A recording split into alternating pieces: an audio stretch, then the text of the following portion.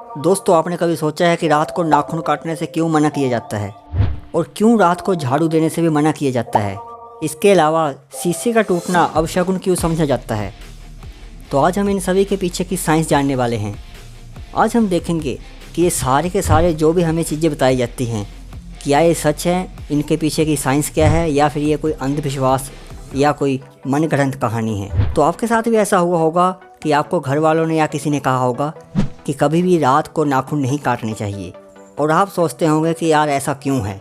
तो चलिए आज हम आपको इसके पीछे का कहानी बताते हैं कि आखिर क्यों रात को नाखून काटने से मना किया जाता है। तो इसको जानने के लिए हमें थोड़ा सा पीछे जाना पड़ेगा। तो जो हमारे पूर्वज थे, उस टाइम में कोई भी यहाँ पे लाइट या कुछ भी ऐसा अरेंजमेंट नहीं था। तो रात होने के बाद वो एक आग का सहारा लेके ही देखते थे, और ना ही उनके पास आज की जनरेशन जैसे कोई नेल कटर या कुछ थे। उस टाइम वो पत्थर को शार्प करके उसी से अपने नेल्स काटते थे, या फिर और किसी धारदार चीज़ से अपने नेल्स को काटते थे।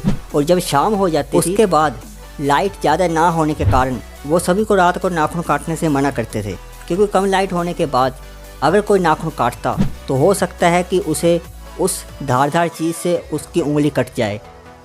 ज़रा आप सोच के देखिए कि क्या आप ब्लेड से अंधेरे में नाखून काट सकते हैं? तो जी नहीं, ये काफ़ी ही मुश्किल और आपके लिए काफ़ी ख़तरनाक साबित हो सकता है। इसलिए हमारे पूर्वज रात को नाखून काटने से मना करते थे, और तभी से ये धारणा हमारे समाज में चली हुई है।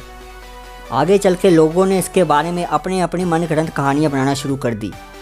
किसी ने इसको भूत प्रेत से जोड़ दिया, तो किसी ने इसको बैड लक की तरह जोड़ा। आपको ये जानकारी सुनकर कैसा लगा, हमें कमेंट बताइए। इसके अलावा आपने एक और चीज़ सुनी होगी कि रात को झाड़ू नहीं दिया जाता। उसके पीछे क्या कारण है? तो देखिए, इसके पीछे भी वही कारण है जो मैंने अभी आपको बताया। हमारे पुराने पूर्वजों के पास लाइट का साधन कुछ ज़्यादा नहीं था, और अगर रात को जब लाइट नहीं होती थी, अगर उनके हाथ से कोई चीज़ गिर जाए तो रात को वो ज़मीन पे दिखाई नहीं देती थी।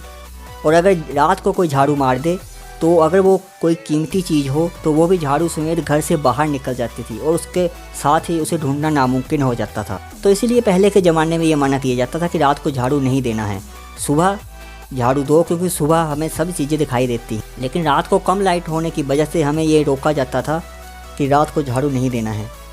इसके अलावा एक और चीज़ जो कि हर टेलीविज़न और मूवीज़ में दिखाई जाती हैं, वो है ब्रोकन मिरर। आखिर क्यों हमें रोका जाता है कि अगर मिरर टूट जाए तो ये अपशकुन है? तो उसके पीछे का जवाब भी बहुत ही ज़्यादा इंटरेस्टिंग है। हमारे जो पूर्वज थे वो बहुत ही ज़्यादा समझदार थे। तो देखिए, उस ज़माने में जो मिरर होते थे, जो कि शीशा था, वो एक नई और बहुत ही महंगी चीज़ थी। उसको ख़रीदना बहुत ही मुश्किल होता था, और उसको बनाने के लिए बहुत ही ज़्यादा मेहनत लगती थी। और क्योंकि ताकि लोग उसका अच्छे से ख्याल रखें और उसको ऐसे वैसे कहीं भी ना रख के तोड़ें, इसलिए उन्होंने ये धारणा चलाई कि कांच का टूटना अपशकुन होता है। और उनका ये तरीका काम भी किया।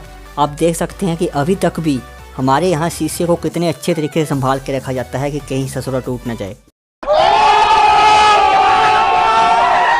हमारे पूर्वज कोई बेवकूफ़ नहीं थे, लेकिन वो आज के साइंटिस्ट से भी ज़्यादा एडवांस थे। उनके पास सोचने की शक्ति बहुत ही ज़्यादा थी। क्या आप इन सभी फैक्ट्स के बारे में जानते थे? आपको ये फैक्ट्स कैसे लगे, हमें ज़रूर कमेंट करके बताइए।